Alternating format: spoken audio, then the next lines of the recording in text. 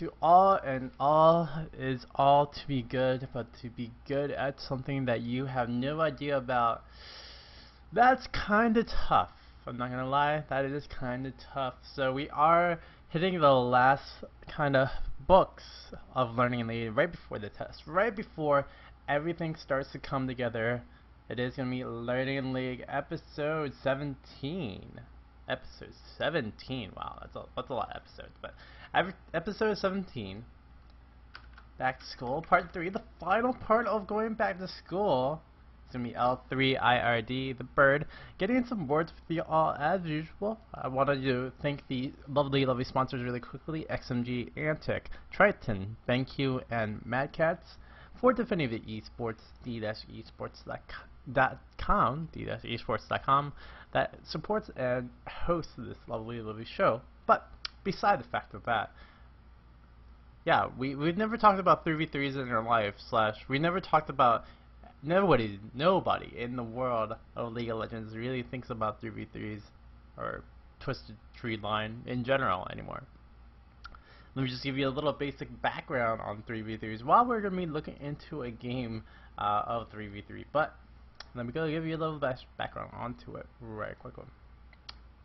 So 3v3s in general, right?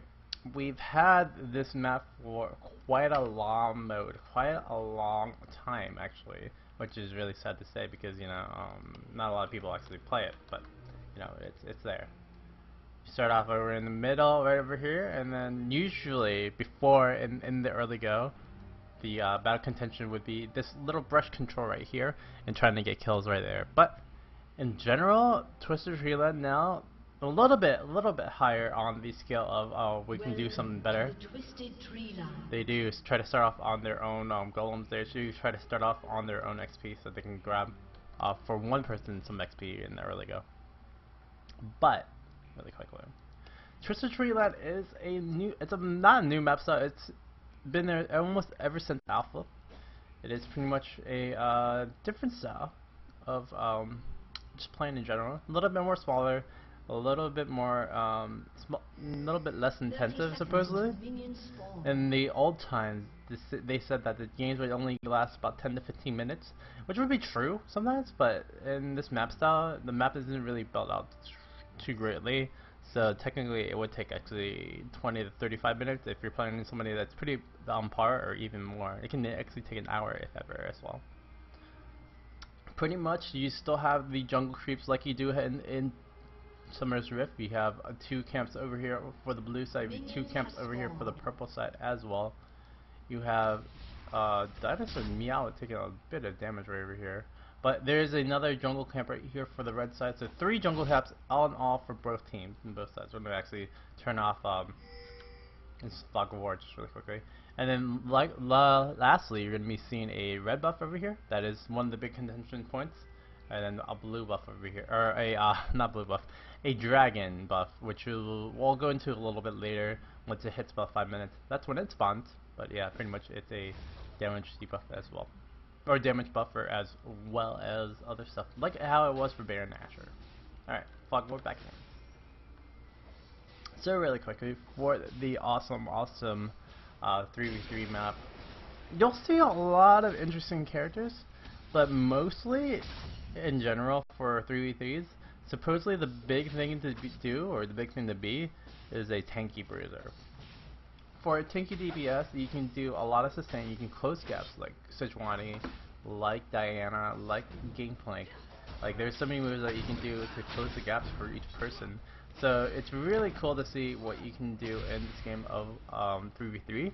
But it's also really very limited per se, because just like in Dominion, the game modes aren't really balanced for it. So you'll see some pretty OP champions be pretty good in here that wouldn't be usually good. Like before in Season 1, Trinimir used to be godly in this. Now you can switch it over just a little bit. I mean, Diana's pretty good. You can have Shyvana be pretty good as well with just her tankiness and her mobility. Just having all that really helps out super much. So yeah, usually when you start out in normal 3v3s, like my 3v3, I think this is the first time I played in Season 2. of a 3v3. Usually you'll see a 2v2 at bottom lane and 1v1 at top lane. We'll go into jungling a little bit later. You'll see some reasons why you would jungle, some reasons why you wouldn't jungle. But um, 2v2, 3v3s. I mean 2v2 bottom lane and 1v1 top lane. Pretty much the 1v1 top lane is like the solo lane, like mid lane. You wanna just get as much XP plus do some light harass to heavy harass, but also get in as much damage as you can. So either the top lane or the bottom lane, it just so happens to be the top lane is that kind of role. Yeah, so that's really what you want to do. You don't really want to just play like a regular Summoner's Rift game where you want to just farm up as much as you can, because one thing, the timing of how the minions actually come down to the lane is all really dependent on the where you left the minion wave actually before. And usually it takes a little bit longer per se for the minions to come out. I mean, they do have the same timings as in Summoner's Rift, 1:30 they all spawn, 2 minutes, or about 1:50 actually, sorry, the map's a little bit smaller. So 1:50 they'll actually like hit the middle line if you want to just start engaging on the middle line. But yeah, I mean, it's all dependent, truthfully, where the minion wave is. Because if you keep on pushing, you're not going to get your reset literally for about 1, 2, 3, 4 lanes, truthfully. So one thing that's different in 3v3 is the factor of actually pushing off way too hard or pushing up too much. I mean, that means you'll be denied about 4 waves. A wave respawns every 30 seconds, so you technically get 2 waves per every time that you're actually in lane, technically. So you'd be missing out almost on a minute just from CSing, technically, because if you push it up too hard and the opponent actually, freezes the lane. So this generally teaches you for 3v3s to actually stay in the middle lane, stay over here, to try to just keep the damage, keep the minions all pretty similar, so that you can be kind of okay with it. Do you see I put a ward over here over by dragon? That is a very big contention point. In the early game, you want to actually put a ward over in by the red buff as well, because these two big objectives are just what kind of snowballs kind of get you into that mid to late game, if ever. Although they don't have a blue buff in 3v3s, I guess they consider that kind of broken. I don't really consider that really a thing, but yeah, they consider that really strong. It is a really big point that, yeah, it's only a red buff, so you can tell that Riot kind of favors 80 bruisers a little bit, 80 carries a little bit more in this mode more than AP carries, technically, because of the red buff, and because, red buff technically only really goes off of tech damage, moreover, than actually ability damage, but it is what it is, and you have to control whatever buffs you can get, and controlling that middle kind of singular buff really will help out in that later go. Other camps give little buffs as well. Let me go check it out on the Fox stream. I don't barely get it, but the Rave camp over here gives you a speed buff for about 10 to 15 seconds. Gives about a 40% speed buff, so very cool. And the green buff over here gives you a health regen rebuff, so really cool to see that as well. The little jungle camps all differ. Right over here you see wolves over here. I think wolves are still over here as well. Usually you can see a double golem spam or spawn up as well. If double golems spawn, they do hit pretty hard. They hit like they hit when season 1 double golems were still around, and they hit hard. So that is something to really watch out for. We're gonna time how long does this wave actually take to kind of it'll reset just a little bit more, just because I let the wave actually just push up. But I really discourage trying to push really hard onto the lane. It's kind of the same thing over bottom lane, but since it's 2v2, you'll see champions really just push up really fast when they shouldn't be really pushing up, but it's okay. Another thing that 3v3 kind of discourages in instead of Summoner's Rift per se is the way of pushing out. Like, yeah, we were discussing, it's a detriment if you do such things like push way too early, or if you do take over too early or so, right? Well, in 3v3 Twisted Tree Line, you have to kind of push really hard. And you kind of have to actually get as much damage as you can into the team before actually going back, because usually they just try to play it super aggressive, and that's how the game usually kind of how it goes. And you see engagement over here. It's really good. It's really smart to have people that have a can cross over walls technically. Just because there's so many areas where you can use like a Tryndamere spin to go through to actually cut through and chase somebody, or you can use Diana's ultimate to go pass through and just cut through some of the walls, so you can cut the distance and just get over there. Really, I mean, there's a lot of wall issues right here. Like right here, if you have somebody in the bush and you're trying to fight, you have somebody over the wall, they can catch you pretty easily if they have a wall grab closer.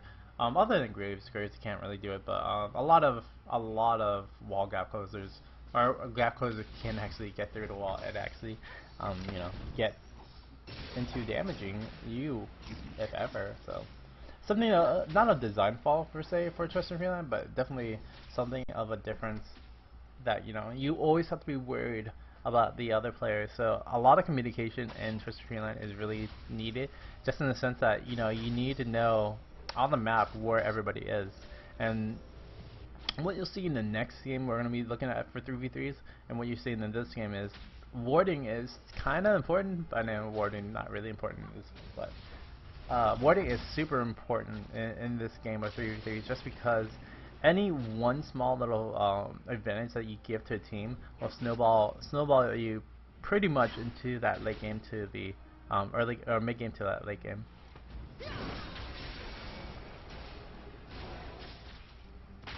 Do you see damage coming out? Nothing really gonna be happening there. I'm gonna die. No. Yeah, so you see what's happening over there.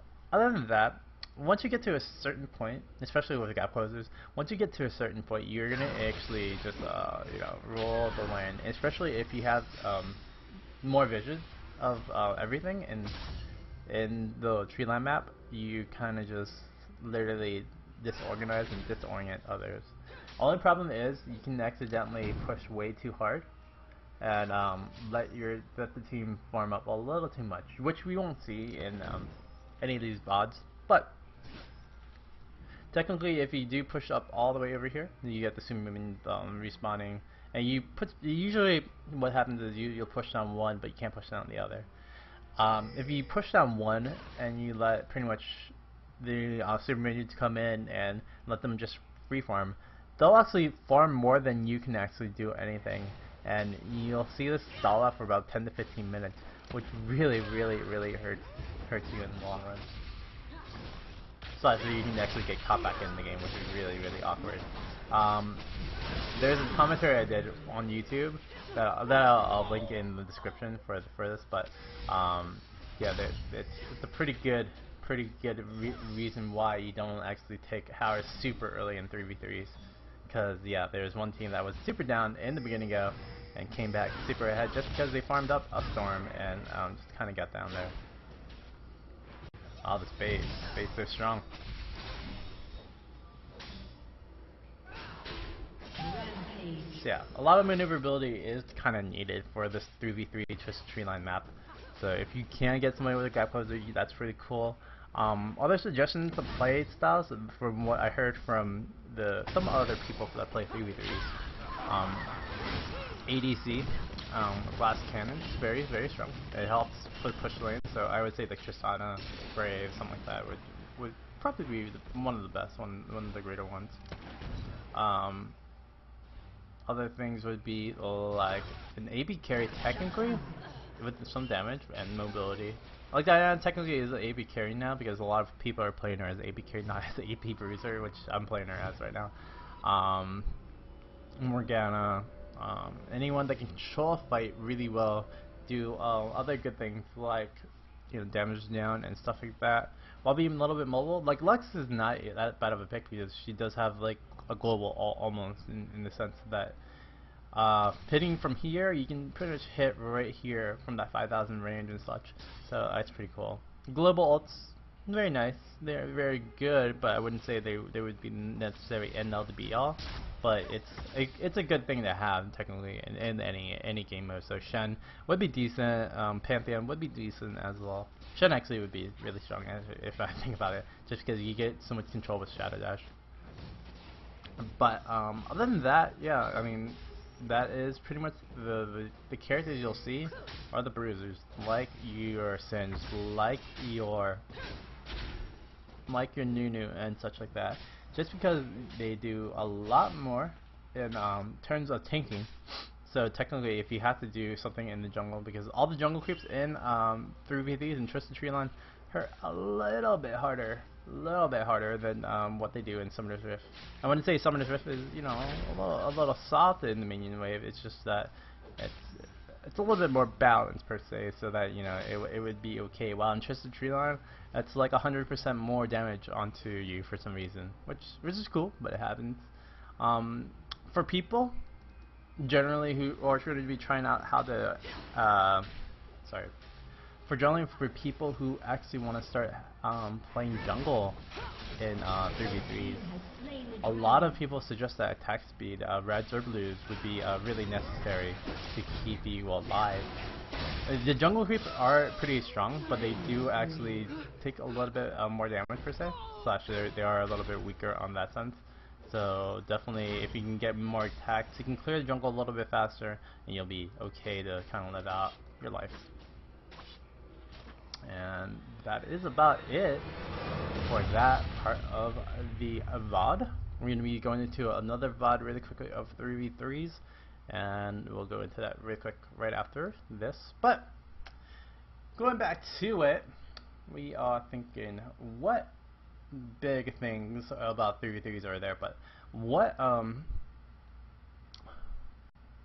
let's see. I have some questions queued up, but I don't really have anything really queued up anymore because I did answer pretty much everything else. So I'm clear of that slate. I'm thinking, you know, in 3v3s, what do you expect to be like the best champions? What do you feel like have the best moves, have the best kind of skills to just win out the game? Well, we're going to a second game very quickly of Lulu, Olaf, Karma versus there's a Kassadin and Mumu Darius. Kassadin's really good because you have the mobility, the Void Walk, plus a lot of damage just with his his Rift Walk into Void Force Pulse. There you go. Sorry about that. Can't remember Kassadin's skins. It's been a bit. Yeah. So Kassadin's really good. Mumu, really strong, a tank bruiser that does a lot of damage and has a lot of control with Chris's submarine. That's really strong. And Darius, I mean, that is so Darius. You can't do anything about that. While we have Karma, Lulu, Olaf. What do you expect out of that? Like, that's a really weird comp per se. Olaf is the only thing that's like very, very, very strong. Olaf, in general, for 3v3s, is actually one of the strongest characters just because you still have that mobility. You still can break out of CC with Ragnarok, and you can still use Undertow to slow down slash immobilize champions. In season 1, that was actually really strong, really true. Now in season 2, it should be a little bit different just because there's been a lot more bruisers, so there's a lot bit more damage coming out from characters. Like Jace is really strong. I would think a little bit, it's just a little bit more technical skill. Darius is really strong in this. Diana, like I just played, is probably a really strong character as well, so it's very dangerous overall. We do see the formation of the red team over here by their little rape camp over here. So that's very smart, very, very, very, very, very important that you do protect your team. And this is more the contestation point now instead of actually staying in one little area. We do see, you know, a lot of skirmishes happen just for the little creeps, just for this little bit of experience. Just because, you know, that's pretty much where everyone is. Over here in the older days when 3v3s were still new and fresh, we would always have these 3v3 battles right into this brush. And yeah, it would happen, but no one would actually die, or everyone would die, and then we would reset and just start the game over. And then people started thinking a little bit smarter and thinking, oh, well, we have our own race, we can, take it. Just like in Summoner's Wrath, people thought a little bit smarter. Instead of trying to go kill for each other, they started protecting their own little raid camps and protecting their own little experience. So that is pretty much where you want to start up in the game with 3v3s. Like I said in the first part, but really reiterated and re-educated in kind of this part. We are following this kind of high elo 3v3 matchup. And again, Lulu and Karma, what do they offer as a 3v3 dual comp slash anything? Before we see this right over here, where we're going to see the first blood happen. Lulu is a great poke harasser, does a lot of mini damage per se with health ticks. You can see right there, it takes about 150 HP chunk right there. Karma with that mantra plus the shield does 115 damage right over there by herself. So technically, really quickly, if you ever heard of a poke comp, if you ever heard of somebody that can like just damage you down for a little bit of damage to actually push the lane, take over everything, this is like the definition of that. And technically, in not in 3v3s, but in Summoner Rift, it's super strong. Having poke really helps out the team if you have poke. But if you don't have the tankiness, if you don't have somebody that can kind of just not care, grab clothes and kill everything, like Olaf, then you can't really do too much. So it's a really smart idea that Cute Assassin, Cheese Bulgogi, is doing for this 3v3 matchup. They are pretty much just relying on tankiness, well, technically either of Karma for Cute Assassin, but also Olaf as well, just to kind of not carry them per se, but to get in there and make sure that they can get some damage in, so that Cute Assassin and Cheese Boogie can actually kill people. So that's kind of the team comp, the mindset that the team of blue kind of have. For the red team right now, you have a Mumu, you have Cassidy, and you need to have Darius as well. You want to get a Mumu to get in there in the front lines and try to catch onto one of these players. And once you catch onto one of these players, you'll be able to kill or light harass onto some other people. But usually kill, because you have only two true damage dealers in the end, with Darius and also with Cassidy. So we'll see what will happen. I don't know. It looks like Bruno is about to die. That is not good. For kill from Karma right there. And we do see the cute cupcake gonna be backing away from the turret slash from the damage of Lulu and Karma. So really quickly, Lulu, Karma. Lulu very strong in 3v3s, just tree line. I feel like, just because she just provides so much utility, plus with health picks and with glitter lance, she just does a lot more damage per se than a lot of supports do technically, and a lot of carries can do as well. Just with that extra utility, is just super strong. So I really like the pick of Lulu. Karma, same as well, with the Mantra Shield plus the Heavenly Wave. Like, you do really surprising amount of damage, plus you do a lot of bit of poke with that Soul Shield. But just like in Karma in Summoner's Rift, there is no real mana regen buff in this game of Twisted Treeland, so you can't really do as much more as you would like with Karma per se. You're just gonna run out of mana pretty early. But in the game of Twisted Treeland, again, warding slash control of the map with the support doesn't really need to be necessary in the early go, if you can see that it's a 2v2 lane and 1v1 lane at top, and making sure that you do see where your opponents are. So very strong stuff as well. I feel like Lulu is a little bit more viable than Karma, but Karma can do a lot of bit of damage too with that Soul Shield with Mantra on top. You do see Olaf going to be farming up over here. I'm going to go check out the stats right after he does take out this Wraith brush. Wraith dude. He does get the Crest of Flowing Water, which gives him an extra 30% moving speed, not 40, 30% moving speed. So right now he is at 487 with boots 2, gonna go right back into it. And extra AP, XP, I mean, in general, if you're a top laner, if you're a mid laner, it's definitely good if you can get an extra buff out of it as well. Like what you did, like what Olaf did with his no ghost buff, it really will help out as well. Gonna get the second ghost buff right now, and it was only gonna be staying for about 30 more seconds right now. So he's gonna get that refreshed, and then he'll push up yet again. Really quickly, with the Olaf kits though, you do have the Vicious Strikes plus the Reckless Swing, or Vicious Strikes plus the Undertow. Can deal absorb amount of damage and heal up absorb amount of damage as well, which is really strong.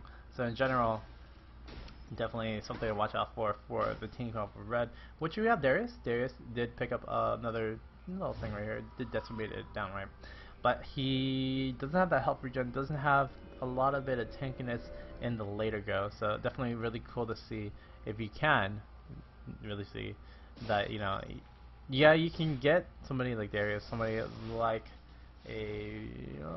Leeson's really good in this map too. But you have to watch out for your how much damage you're taking, how much stuff you're taking. I mean, Darius only went to go take the take Wraiths for double golems. I think it was Wraiths over here, and he had to go back just because he went down to about 70% health before going back into lane. He's super low, couldn't do anything else, and it's really tough.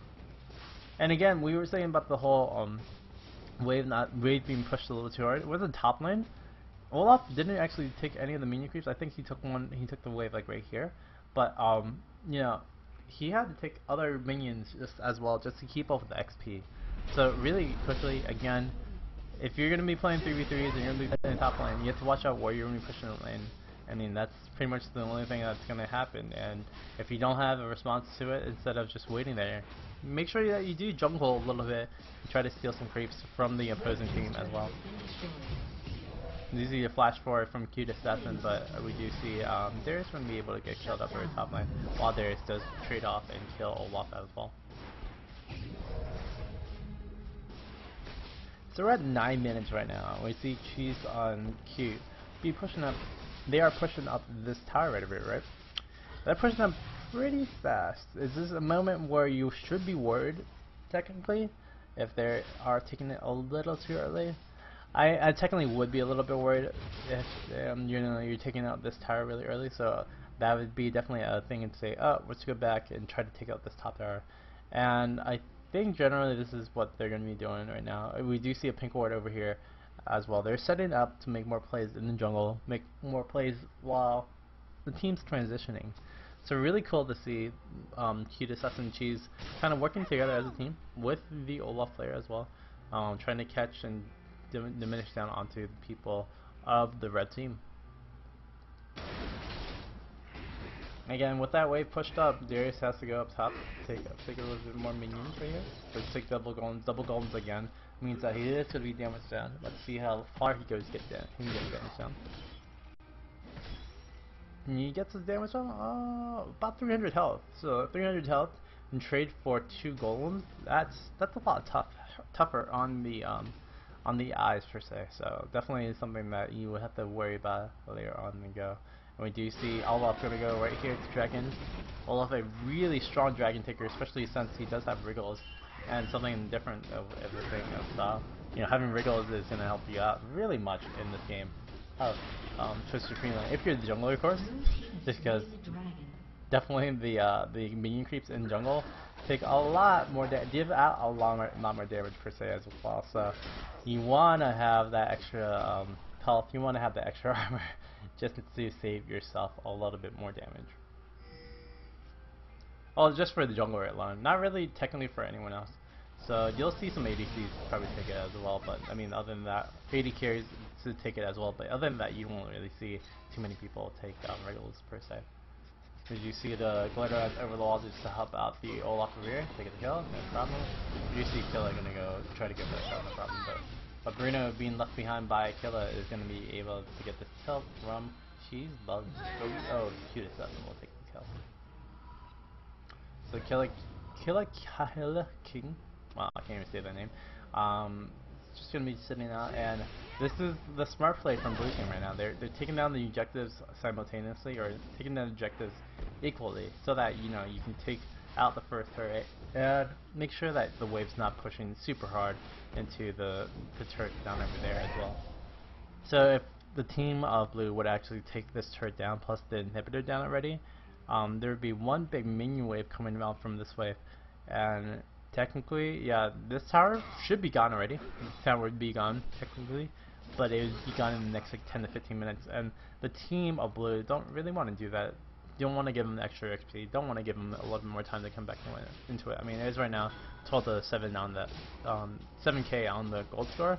I mean, item-wise, there's a lot more better stuff happening. So definitely something to watch out for. So really good right there. We do see Karma with 6 wards, Olaf with a ward, plus the Rigo's ward about to be coming back online as well. Really, really important to just keep on getting those wards on and making sure that everything is all good and gravy in the land of Costa Rica. We do see Peter Assassin getting that big check in there.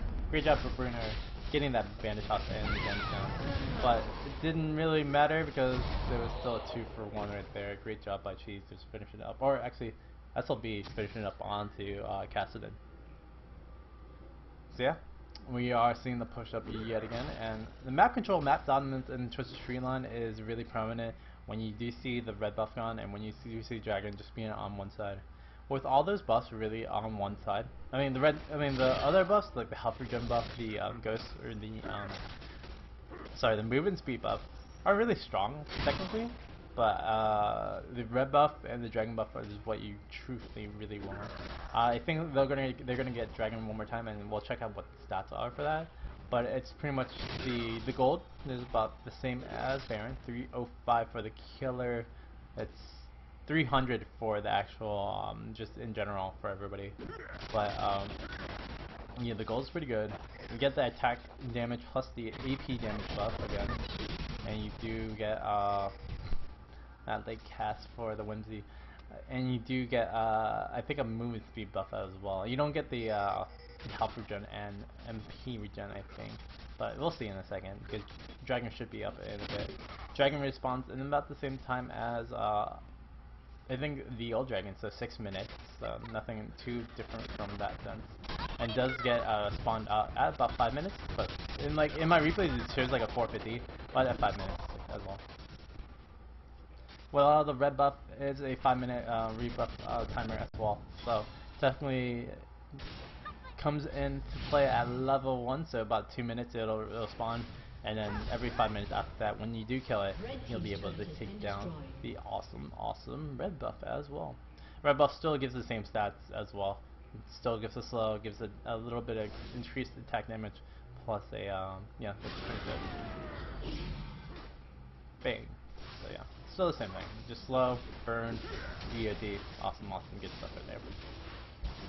If you see a push up over here by the blue team, they're going to be deciding to push this up a little bit, but with the red team kind of contesting, I mean, they don't have to do anything else, but right now in this sense, 10 to 3 on the kill score right now. I paused it for 1 second just to see.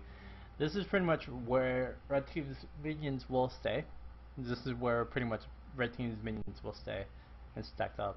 So blue team has such an advantage over the jungle that they can take all this freely, especially since they have the ward coverage as well. So that's tough, technically.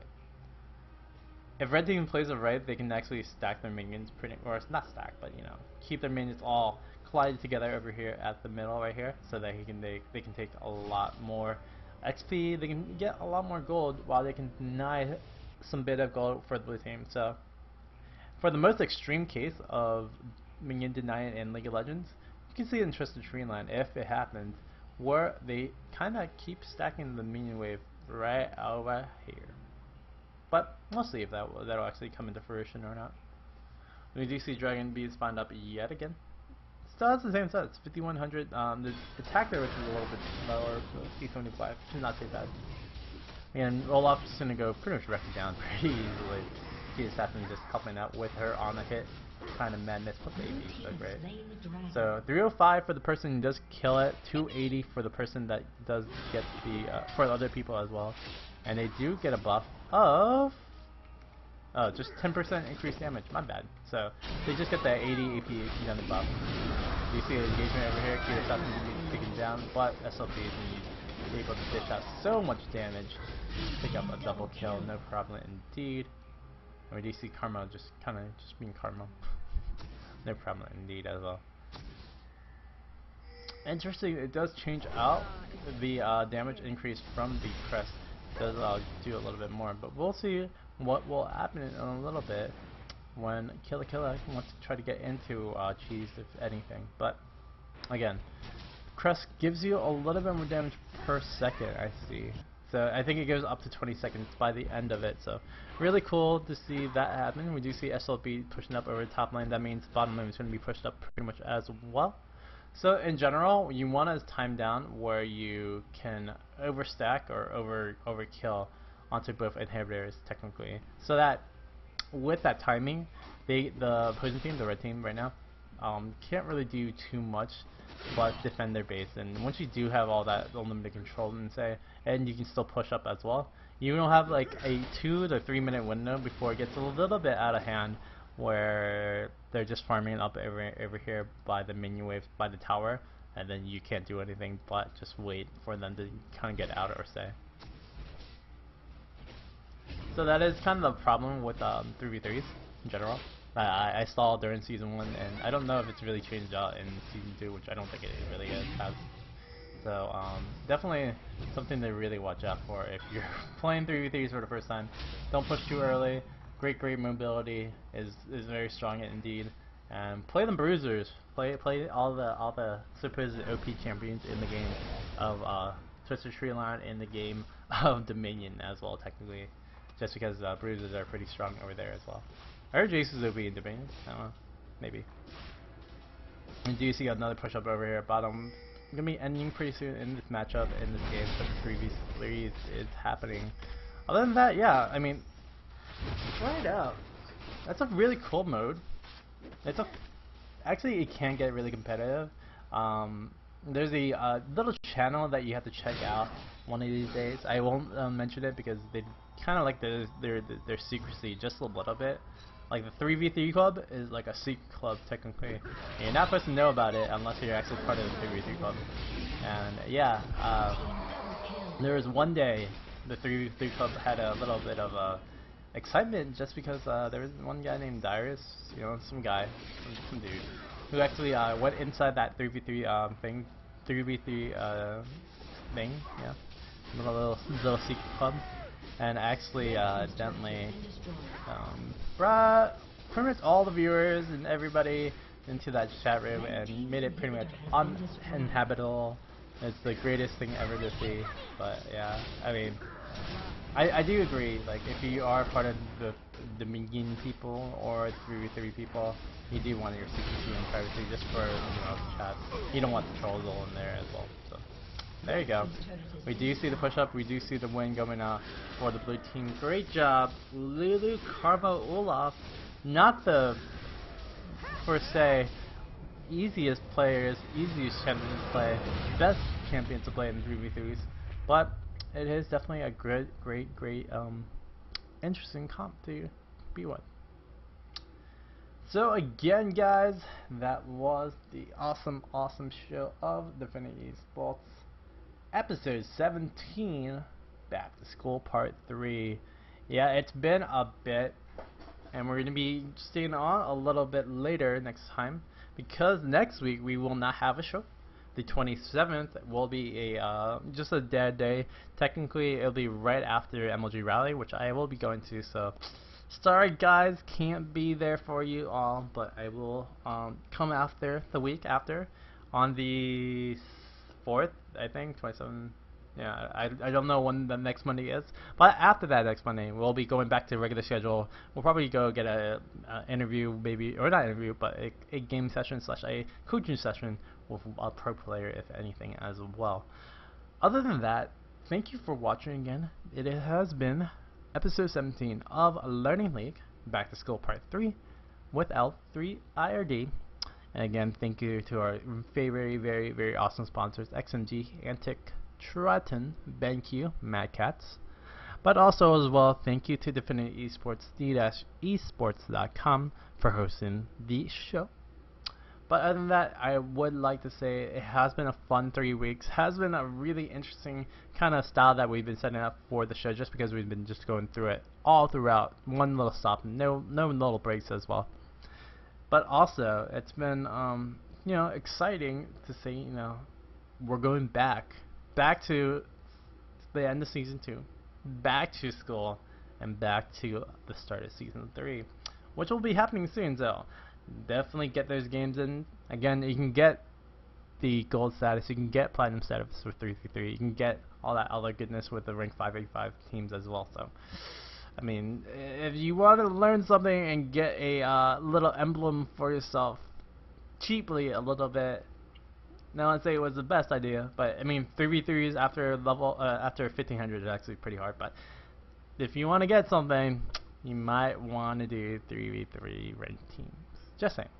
Anyways, guys, thanks again for watching. It has been L3IRD, and I am going to be signing out.